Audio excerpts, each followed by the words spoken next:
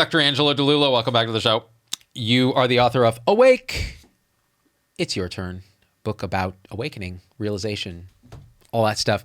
You have a YouTube channel, Simply Always Awake, where you do lots of videos. We'll put a link to the book, link to your website where you can sign up for what we're about to talk about, which is an email list talking about any future retreats, meditation retreats you do. So we're going to talk about meditation retreats. And this is of interest to me. So because I'll tell you why, because ever since I started down the path of like trying to understand 2012, meditating, this, that, Sam Harris, waking up, the app, all that. I've always wanted to do a retreat, but it sounded so daunting and so terrifying. And I didn't know. The people that I'd known who had done it would say things like, you can't really talk about it. Like it just doesn't, there's no words for it. And I'm like, lame. Like right. There's words for everything, bro. Like I talk for a living. But then they would say it's hard. It's one of the hardest things you'll do. And you know, being in silence for days at a time and meditating and sitting. And so I had a lot of anxiety around, I'm going to be sitting in silence with a bunch of people I don't know, meditating. Like I can't, you know, the most I'll meditate is an hour, and that's like, can be torturous sometimes. And what am I going to do? And didn't know what I was in for. Then we did a retreat together that you led in Asilomar in Monterey. And it was 6 days semi-silent, meaning in the evenings you would talk, break silence, and with 30 of our supporter tribe. And again, we'll talk about it, but there were no words for it. Like it was such a transformative thing for myself, and I know for people who were there, if I'm believing what they tell me, that I thought, let's dive into that. So what is your conception of retreat? Like, what is that? I love it. I absolutely love it. Yeah. It's so for anyone who's meditated, I often give a introduction at the beginning of retreat and sort of contrast daily meditation with prolonged meditation. So when you do daily meditation, you meditate 20 or 30 minutes a day or twice a day or even longer. It tends to have a relaxing effect, a centering effect, a calming of the mind, calming of the body. There can be times when it's kind of difficult, but for the most part, it tends to be enjoyable, especially once you're sort of good at it, you're seasoned at it. And when you sit to meditate in a retreat for 1 day, 2 days, 3, 4 days, it becomes a whole different ballgame. The mind likes to be calm for a short period of time, but it doesn't like to be calm for a long period of time.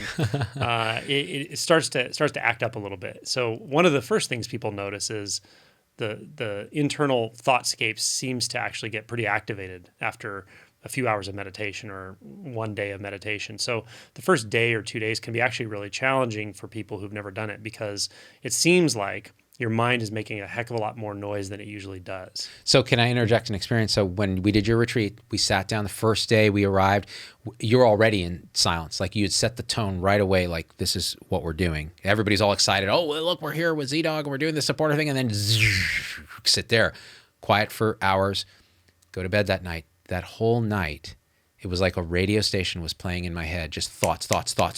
Hey, here's W106, thoughts. And I could see it because I had some meditation experience. So I was watching this going, oh my God, that's what a thought storm is like. It's non-stop all night. I barely slept. So is that compatible with what you're saying? Totally. So yeah, and it's actually in and of itself, that experience can teach you something just because you're having it, right? And the lesson that can be had by that is realizing how incredibly identified we are with thoughts all day long, not realizing it. Because what I tell people, and it takes a bit of experience to really get this, I think, but after a while it becomes obvious, and that is what you're perceiving as a whole bunch more thoughts than you usually have is not a whole bunch more thoughts than you usually have. You're just perceiving them as thoughts instead of as your actual reality. So the analogy is you're floating down a river. Let's say it's a large river, and you're floating down it, and you're in a boat, and all your stuff is in the boat, and you're kind of looking at the boat. You're looking at your articles of clothing in the boat, and you can see the water moving with you around the boat, but your gaze is sort of downward or just sort of forward, and you're seeing the boat and the water and yourself, and you're all moving at the same speed. That's kind of being lost in the thought stream. And most people, I think, spend most of their day doing that, whether they know it or not. The way you find out how much how much volume of thought is actually moving down that stream. As you get out of the boat, you go to the shore, and you look directly across the river, and you just watch that stream of water moving past you, and you realize, my God, that's how much has been moving down the stream the whole time. That's really, that analogy is pretty apt, actually. Yeah. And the more times you do this, the more you de-identify from thought, the more you realize that's actually what it is. That first day, definitely the first few hours, but then the first day and a half, it seems like the volume just goes up in your mind. Like there's just more thoughts, more content. But what's really nice is that after that's the first step. The first step is de-identifying. You have to be aware of the thoughts as such before the mind can really calm in a much more profound way than it does with daily meditation. And that starts to happen usually day 2, 3, up till day 4. But you feel it in the whole group when all of a sudden everything just gets quieter. You literally feel it in the environment and the way people move. You start to communicate on a different level because you're not talking. You're really communicating almost through movement, but you're not saying something that you would say in language. It's more of a communication of like an empathic communication.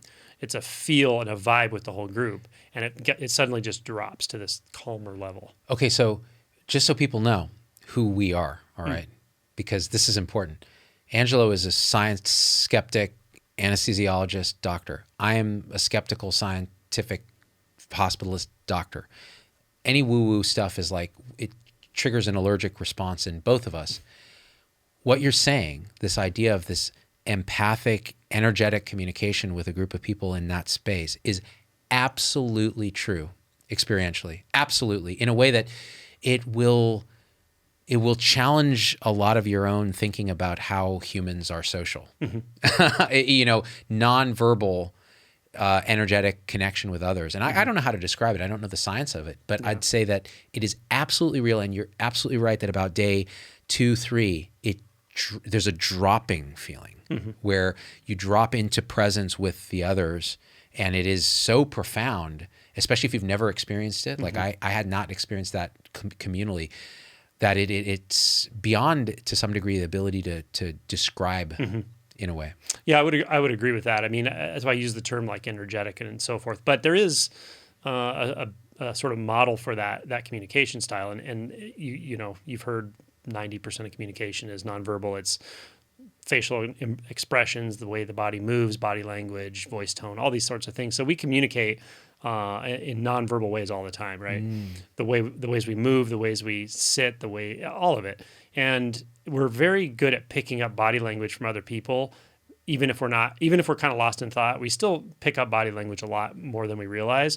If you're in the room with somebody that gives you a weird vibe or a creepy vibe, you pick it up and you notice them right away. Like often, if two people are having a very quiet but kind of an argument in a restaurant, all of a sudden everyone in the whole restaurant can feel it. You can see what's happening.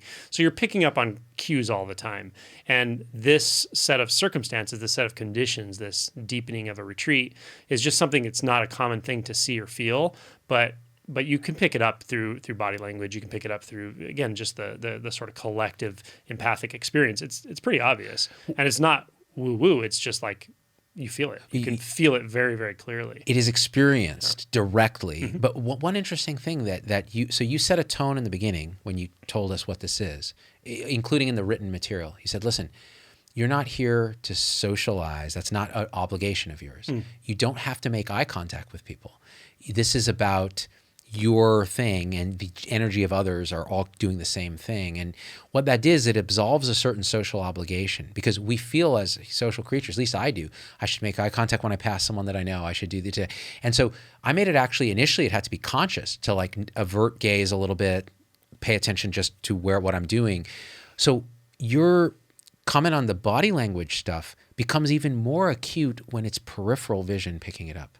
So we're used to focusing just on our macular vision, like what are we picking out of the environment and focusing on. But when you really drop into that kind of presence with others without that obligation and relax, these very peripheral, more holistic cues become much more powerful. And that's how I experienced it. It's like I would sense in the peripheral what others what they were communicating. I wouldn't have to look at someone to get the body language. Yeah. Yeah, really interesting. Yeah, and there's also an emotional component to it, right? So when you start sitting without moving, without giving your mind anything to distract it for hours on end, you will go through emotional experiences. So one might be frustration, one might be restlessness, and sometimes things that are not necessarily even appropriate to the situation, but they come up like sadness or grief or something that's recently happened in your life may spark other kinds of emotions, even anger. You might get mad that that person's breathing loud over there and that sort of thing. So you actually start to you do start to feel these physiologic experiences, these emotional experiences, and everyone else in the room can feel them a lot of times with you. For instance, like if somebody's really, really restless in a retreat, and there's always at least one person who's restless at some time or another, you feel everyone can kind of feel it, and you might feel like annoyance. Oh, I could be calm if that person was calm, and then you realize, oh, I'm a judgmental jerk, kind of, that what they are doing has nothing to do with me, and then so you're able to process that emotion in a different way, in a more direct way, and then you start to feel empathy. You're like, oh wow, I know what it feels like to be restless. Oh, I actually am restless too, and I didn't want to see that. That's why I was feeling judgment and frustration towards that person, right? So you start to communicate with yourself in a different way on a more emotional level, and then as you know, people will sometimes you'll hear someone kind of softly crying, or there's emotional releases that happen during this, and so you really start to feel, at least I do, an empathic connection with everybody, because we're all humans and we're all going through stuff, and we always are going through stuff. But again, we often communicate and live in a busy world, a distracted world, a world of a bit of inauthenticity in the ways we communicate. So we don't communicate on that channel, that empathic channel, that human channel. In this environment, you can't help but notice if somebody's having a hard time next to you, and you start to really feel like a sort of sympathy and empathy for them. This is I think was one of the most powerful aspects of retreat that I really wasn't aware of or prepared for, is that emotional, empathic connection. So the first day we were there, I know, because there was a sense, my situation was weird because these guys all know me, but I don't know them, right? So there was this weird thing, and I felt a kind of responsibility, like, because of the shows we did before, these guys said, I trust these two to come, I'm going to come to this retreat.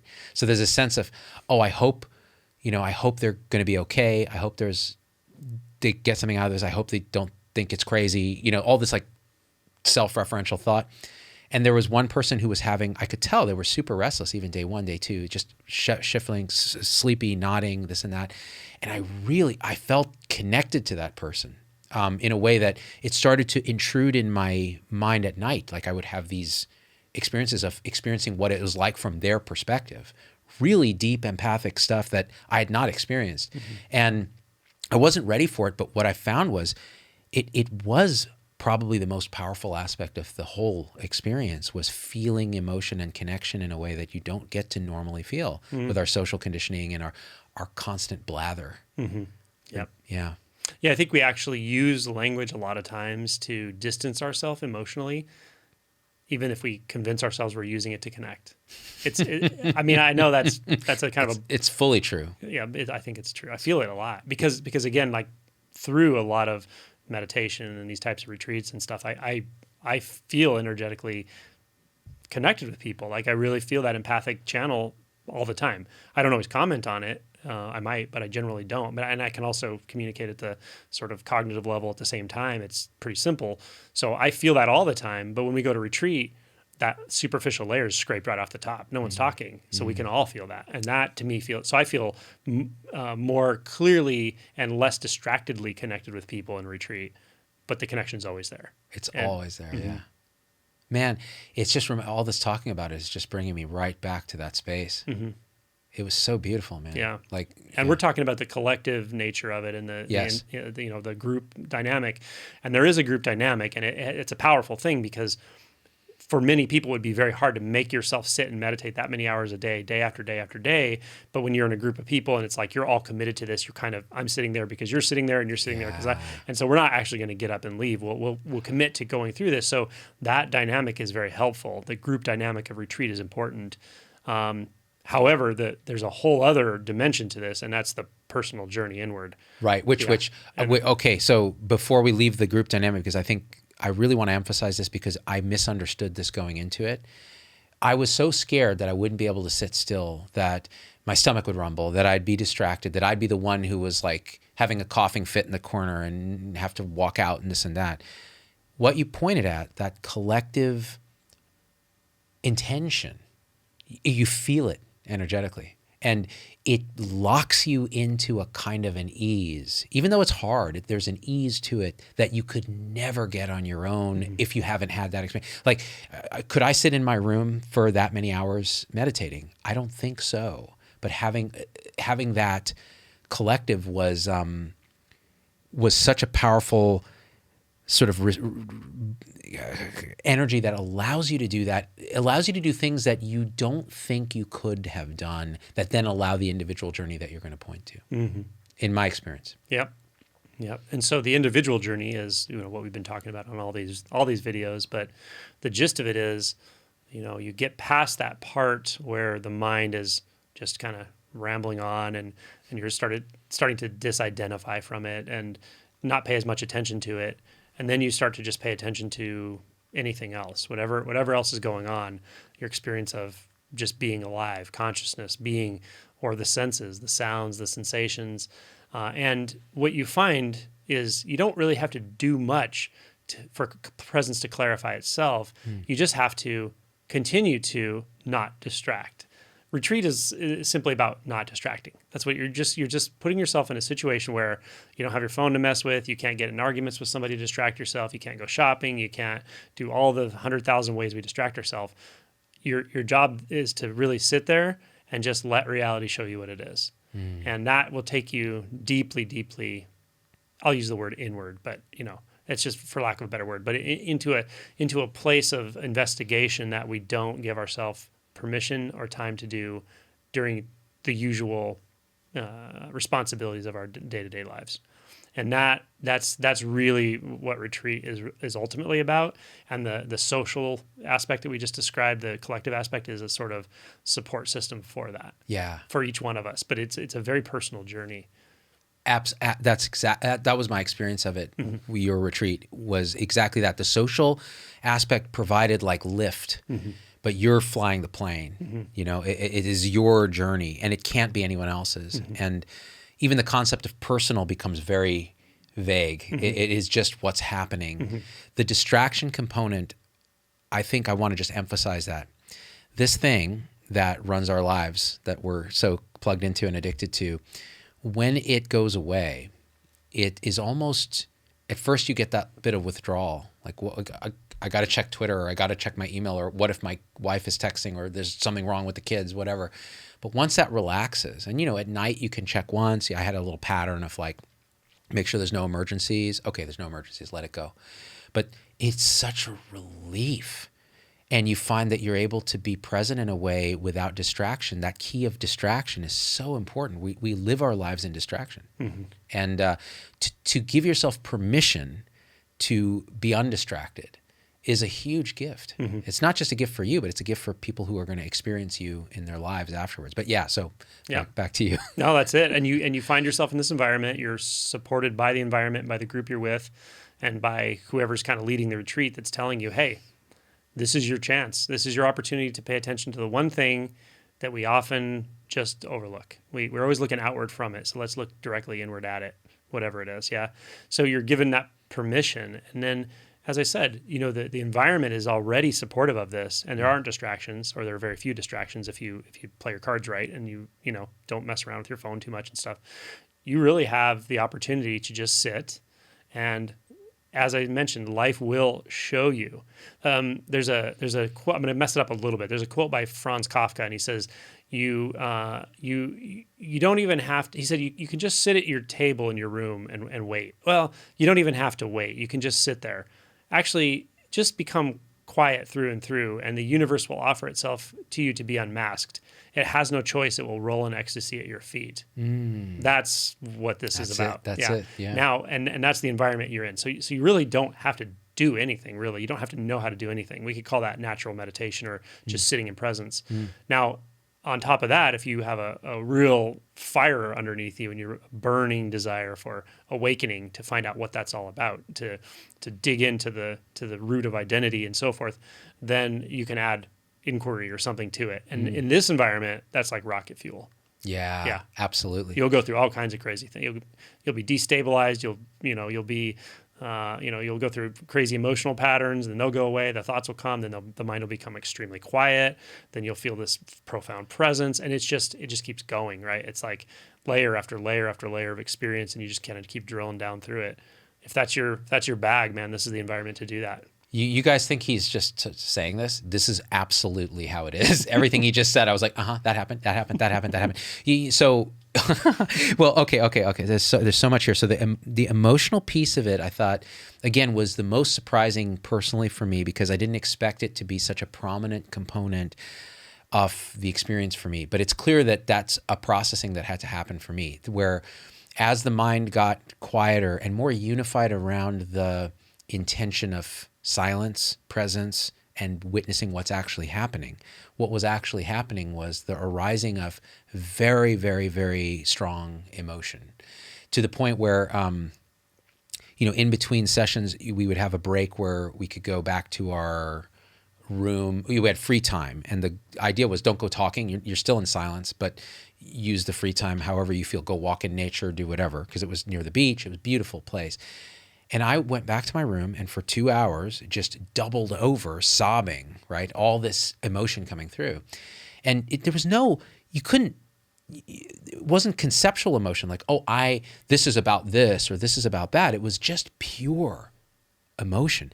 And I think I told you, it felt like the suffering of the entire world was just channeling through you. And it was good. Mm-hmm. Like, you were like, more please, as you're like, and I remember I couldn't even, like, all my abs were sore because of that, but it felt like a purification, like it had to happen. Mm-hmm. So it's not like it's not a suffering, it's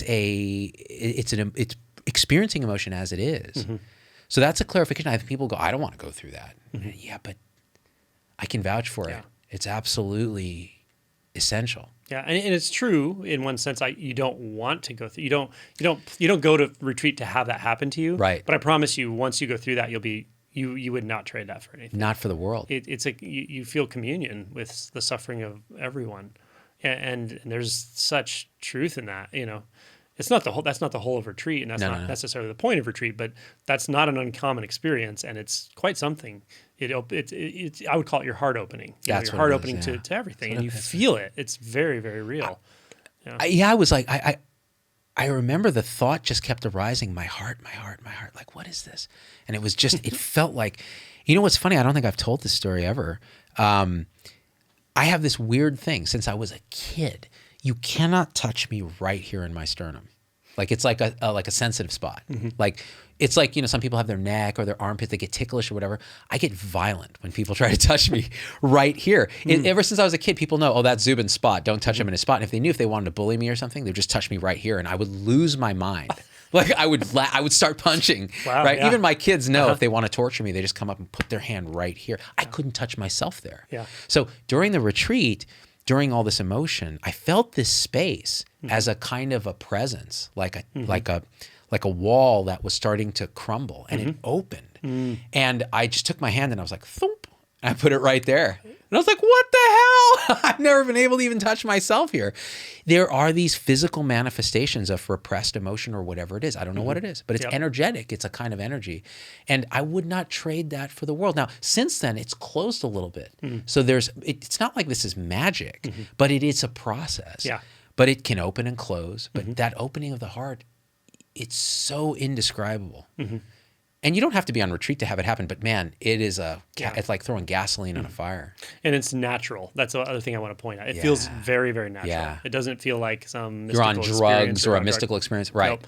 It almost feels like you remember it from very, very, very early childhood. Almost like, I don't know, being in the womb or some distant memory before you became a self that's thinking all the time. And it's just that intimacy of aliveness. But it's so instinctually real. Yeah. That feeling. That actually, this is something I think we should really focus. It's natural in the sense that people can have experiences on MDMA, on ayahuasca, on psilocybin, on psychedelics, where there's a heart opening, and it's real. I mean, it's a real experience. But oftentimes when coming back from that, when they reintegrate and the ego kind of reforms and resolidifies after being blown open, it tells stories about it like you were on drugs and had a drug experience that made you feel like this.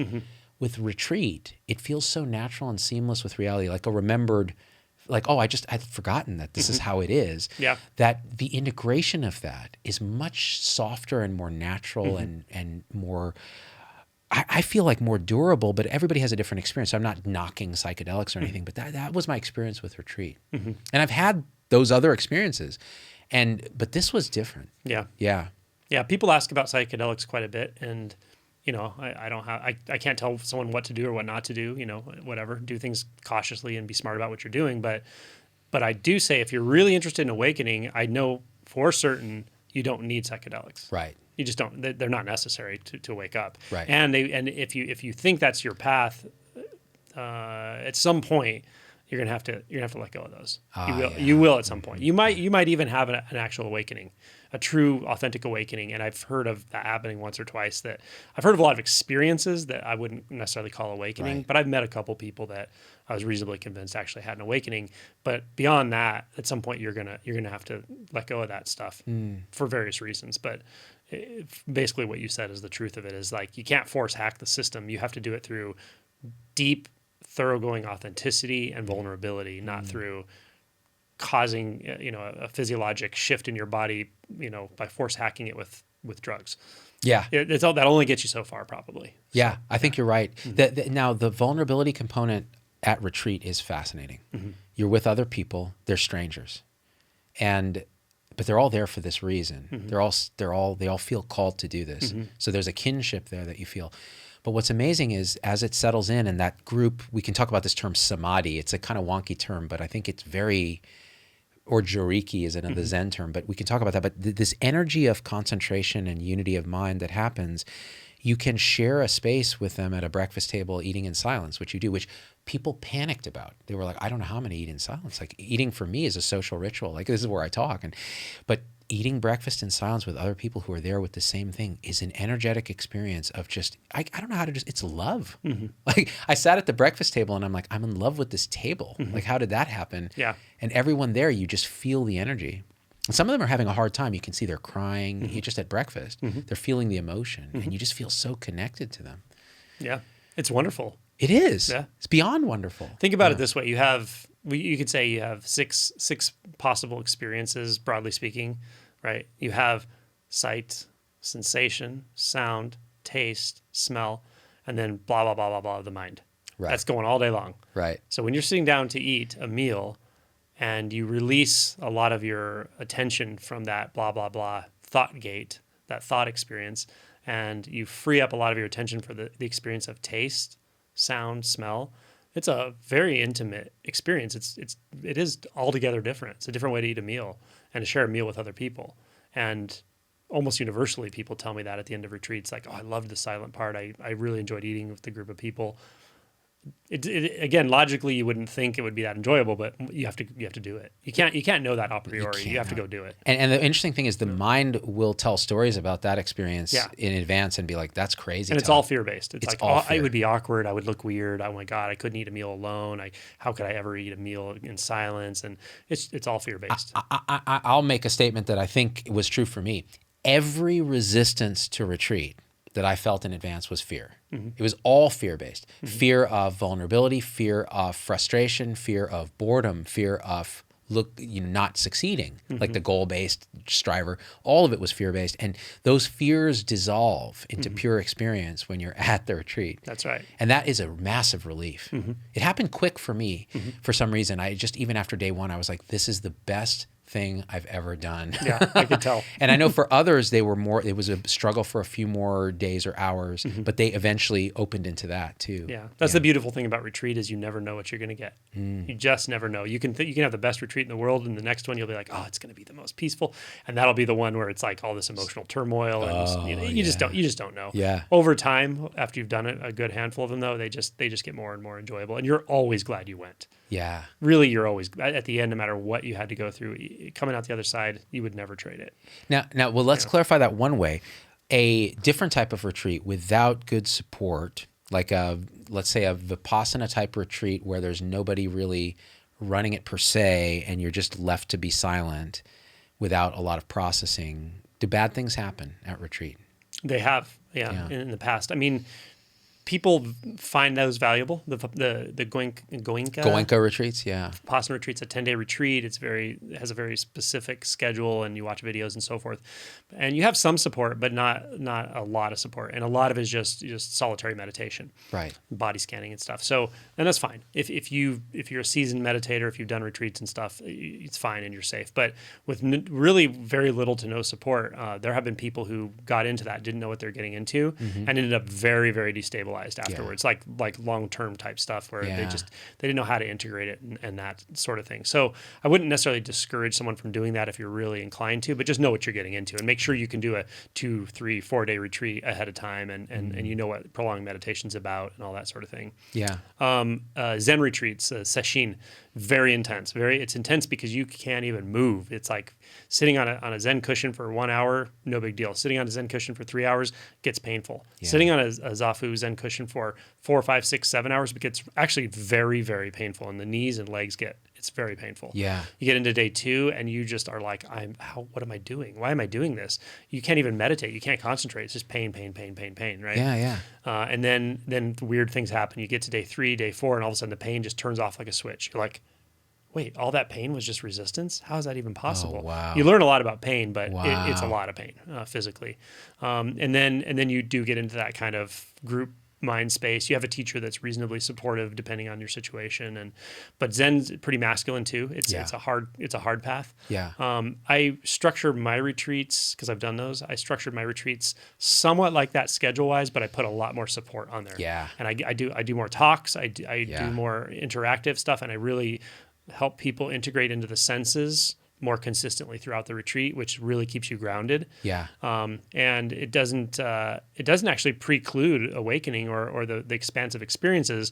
It just gives you the ability to keep bringing it back into the physical, which I find actually helps people wake up, but also it avoids some of the dissociation you can get with those kinds of situations, or just feeling absolutely completely stuck for 4 or 5 days straight in a retreat. There's just no need for that. Right. If you have somebody who can actually help you through that stuff. So I try to integrate a lot of that, and I also do the semi-silent aspect for that reason. Right. It's a little jarring to go from a day of silent sitting and all of a sudden you're talking and so forth, but it also teaches you how to come back into the world again and again. Like you can practice doing that, because it can be hard to come back from a retreat when you've been silent for days and days, and then you have to go to work on Monday and the retreat ended on Saturday and you're just kind of blown out with awareness or whatever.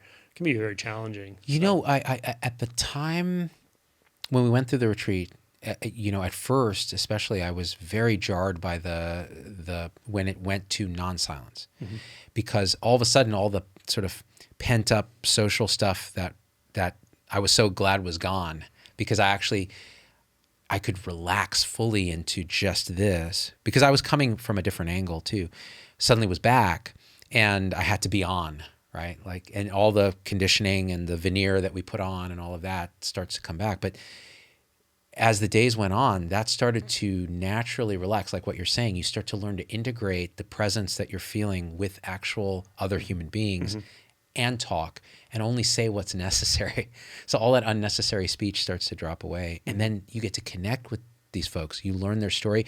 And I thought some of the most powerful aspects of what you did were the group activities, which, my mind told me stories about those in advance. Dude, I don't do group activity. That's so lame. Like, I'm going to have to talk. Like, what are we going to do? There's improv comedy on here? What is that? Like, crazy stuff. And my mind is like, nope. And it's all fear. It's all like, I don't want to look stupid. I don't want to have to tell like my deepest, darkest secrets to some stranger. What actually happened was opening of the heart, connecting with others, hearing their stories, whether it's a story of trauma or a story of something beautiful, whatever it is, hearing their experience, and then feeling it really was just, it's indescribable. I mean, like, I love everyone who was at that retreat forever, right? So that was beautiful. And the way that you did it was just absolutely, and I'm not blowing smoke up your ass. I'm just saying this was my experience. It was masterful, because by the last day, there was this reluctance to go back into the real world. Like, I could have done another month of that. I thought it was amazing. But I felt at least like, okay, I'm ready to do this. Yeah. And so it works. It really does. And again, that I do want to talk about samadhi and joriki, that energy of concentration feeds the ability to do that in a way that you wouldn't just have it work, say, without that, I think. Yeah. Yeah, joriki is a sort of term, is a Zen term for a collect. It's not necessarily collective, but in a retreat setting, it is collective. It's a sort of meditative concentration that builds, and it's not. It's collective, so it's not like you are personally making it happen. It just actually builds in the environment, and every single person's experiencing it, and it's quite powerful. I don't want to give too many words to it. It's a meditative knowing, a samadhi knowing. It's very obvious. You can drop deep into meditation very quickly the moment you sit down. That's right. It starts happening faster and faster every time you sit. And then you start noticing it as you're walking, and time starts to really change, the experience of time flow. And it's just, when you're in it, it's happening. And it's like, it becomes the most prominent thing. It becomes more obvious than the physical bodies that are doing this. It's like, you're on a whole other freaking wavelength. And, it's great. Man, it's a wonderful thing to experience at least one time in this lifetime, and you would never ever know what this is that we're talking about unless you do it. It's like having it's like a woman giving birth to a baby. If you've never done it, you just can't really know what it's like. What it is. Even the father can't really know what that experience is like. It's probably something like that. It's just, you just can't know. You could kind of guess maybe or get a sense of it, but I don't even. Unless you go through it. Man, it was such a. And look, I've been meditating for years.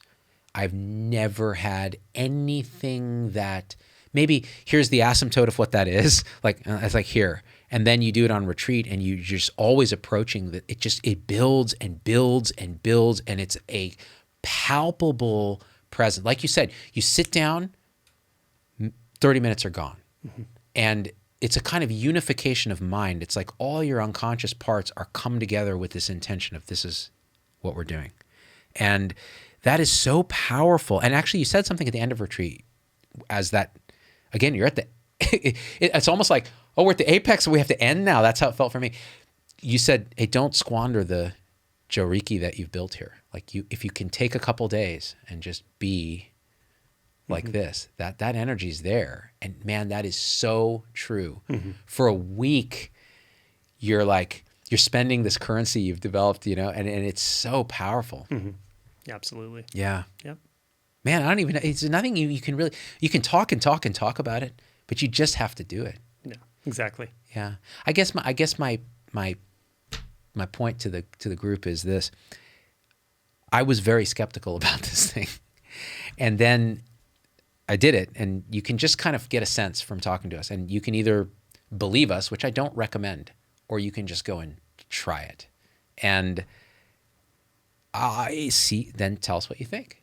And so there's a link. You can sign up for your email list. If we do another one, you'll get an email, or go find one in your area. Feel what kind of different traditions might feel right for you if you have any experience with meditation. Yeah. Zen you're right. Zen is a very masculine kind of thing, which I think I'm drawn to it a bit because it's so direct. There's not a lot of mumbo jumbo. It's just sit, see what's happening. Yeah, when it comes to the initial shift, the awakening, the Zen would be called Kensho. The tradition I was in is actually a mixture of Soto and Renzai, which are the two big schools of Zen, and they're fused, which is uncommon. In Japan, that's not a common thing at all, but this lineage did that. And so they used koans, like mu is a koan, what is the sound of one hand is a koan, but they also used shikantaza, which is more the Dogen style, which is just sit. You're already Buddha nature, just sit. Yeah. Right? So it's a combination of those. But the koan system, specifically mu, which is the most common first koan, I think is actually really, really good at bringing about that first awakening. It's a very singular and specific way of doing it. It's a hard path. It's a sort of a warrior's path in a way, because you really dig in, work hard, push hard, and the big joke at the end is that all of that amounts to jack shit. Like you can't force reality to wake you up. It decides when it's going to wake you up, and it's when you give up. You get to the point where you're physically, mentally, emotionally exhausted, energetically exhausted, and yet something in you still moves forward somehow. That's when it kind of happens. So Zen is really a good way to go about that as well.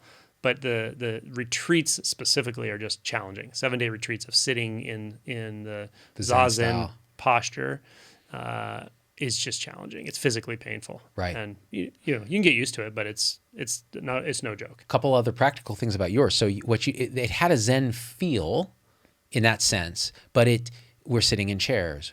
We're generally finding our comfortable position. So there wasn't the torturous, and I just, a couple other things, if it's okay, I just, of my experience, because in a way it helps me integrate it too. There was an experience where I was sitting in the chair and I have chronic neck pain. And so one of my big fears going in was that if I don't sit in the right chair, like I'm debilitated, right? Well, I'm sitting in the chairs and it was fine until it wasn't. So I think day, I don't know, 4 or 5, suddenly I started having really bad neck pain. And I noticed my mind going right to resistance. Oh no, now it started. Day 5, just when you're getting all that joriki juice, man, it's like, now it's going to hurt. And so I was like, wait, what is this? What is going on? What's the bother here? Is it resistance? What is it? So I dived my attention with all that samadhi right into the pain. And it was a vibrating energy, and it hurt. I mean, I'm not saying this isn't pain. It's pain. It's a vibrating energy of pain. And it started to just become the entire universe was this vibrating energy. And suddenly it's not pain, it's just this. And the next instant that I knew, I was aware, it was gone. I mean, what the hell, right? So that was one thing. And the second thing is what you said about, like, some people may ask, well, what are you doing when you're sitting there and meditating? And I think your retreat, you did not say, oh, you do it this way, you do it this way, you do it this way. You're just like, meditate. And that was a very clear instruction. Like, you can inquire, this is how you do that, but meditate. For me, that was shikantaza. It was just sitting, and whatever is happening non-judgmentally, and you're letting awareness go where it goes. Yeah. And to allow yourself that kind of surrender is incredible. It sounds like you're doing nothing, and you aren't. Right. There's no you doing anything, and it's just absolutely indescribable. Yeah. So my experience of that is the daily guided meditations I do in the morning. Yeah. Right. And I say this at the beginning. I'm like, you can use whatever technique you like for meditation. You can use no technique, whatever feels relevant to you. But the point of the guided meditations is to give you the vibe of the meditating experience, the meditative state itself, and help you just tune into that. That's all I'm doing with that. So it's something like if you're helping your kid learn to ride a bike, you kind of run along with them and you steer a little bit and you kind of let them go, and then they kind of balance. But you can't logically tell them that. You can't be like, okay, here's what you need to do. You need to balance, turn the wheel this way when you start falling this way. That's not going to make any sense. You have to actually put them on the bike, run along with them until they get it, and then you can go, whoa, they're riding. That's how it feels to me when I'm doing those guided meditations with a group of people, especially newbies who've never even meditated. I'm kind of like getting them up on that bike. That's all that's about. Okay, that's something I forgot to mention. So those guided meditations you would do after a couple of silent meditations in the morning, you then do this guided meditation, and absolutely there's something about that exactly that just gives you, it pushes you on the bike and you get a momentum. You're pointing in a direction. And it's powerful. It's not like these things are scripted or written. You're just speaking from presence, from the experience. And I can't tell you, so I'll just say this. You can watch Angelo's videos. You can watch this video. That's one experience of transmission. When you have that degree of samadhi or joriki or presence in a retreat, and Angelo is speaking from presence in the room with you and others, it is a totally different game. Like, something happens. And I just tell you, so you did the guided meditations. That was one thing, amazing. Then you would do Q&A at the end, which was great because you could see where other people are stuck and kind of feel into that and go, hey, wait, you know what? And if you feel resistance to what they're saying, like, oh, why are they complaining about that? You can feel your own resistance. But then you would do these talks that were like, okay, and they're really like meditations. So people are there in samadhi. And I tell you, all of them were good, but the last one you did on the day when we had and he's like, okay, you guys think you're done? You're not done yet. And you took us on this ride of like, dude, walk right up to emptiness and experience you. Who are you? And I swear, like, even now I'm like, it is beyond words to describe. So again, we're talking about something that can't be talked about. Just try it. Thank you, Angelo. That's it. I love you, brother. Yeah. Love you too.